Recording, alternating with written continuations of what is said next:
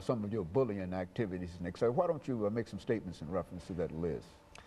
Well, I really watch the news very often. I see these kids get bullied, get raped in school, shot in school, commit suicide in school, all because of one word: bullying. Now, we do not need to die in that way, knowing that somebody bullied us to the point where we would kill ourselves. We don't need to die that way. We need to die and go up to heaven and say, God, I've lived my life and I'm proud of that, and I'm ready to come to your holy heaven.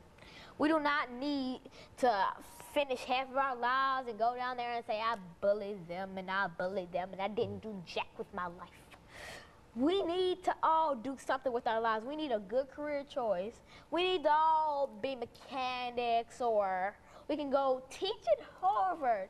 And we need to do something that we would appreciate with our lives instead of sitting at home saying, I bullied her and I bullied her and I never did nothing with my life because nobody wanted to bully in their school system. You think that many young people like yourself are surrounded by these individuals you classify as bully? I mean, do you see them often yourself? I see them every day. Every day I go to school, I look down there and I see these kids cry, and I see them go down. So I walk up to them and I take them by the hand and I say, child, don't you cry, because don't you let them shake your confidence, because you are beautiful in God's eyes and you always will be. So don't let those hate words put you down, because we know and you know that you are beautiful just the way you are. So don't change for nobody. And so you feel that they single people out because of their different hairstyles and other things like that? What?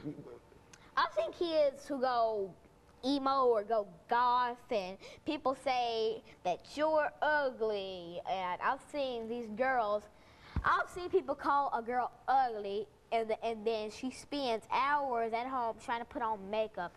I've seen people call this girl slut because she has a baby at age 14. Nobody knows that she was raped.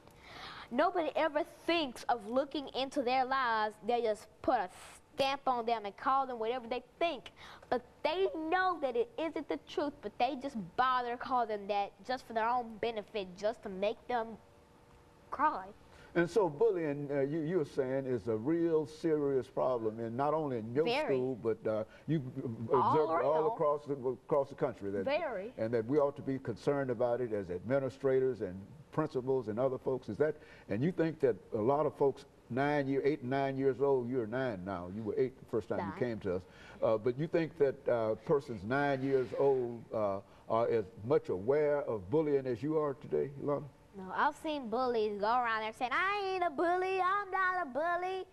But they need to take a good look in the mirror and say, and they need to admit to that, because you can't try to change somebody else. Thank you, Alana, and let me thank you for coming by and giving us that information. Let me encourage our audience to tune in again next week for another informative edition of Comments. Thank you and good morning.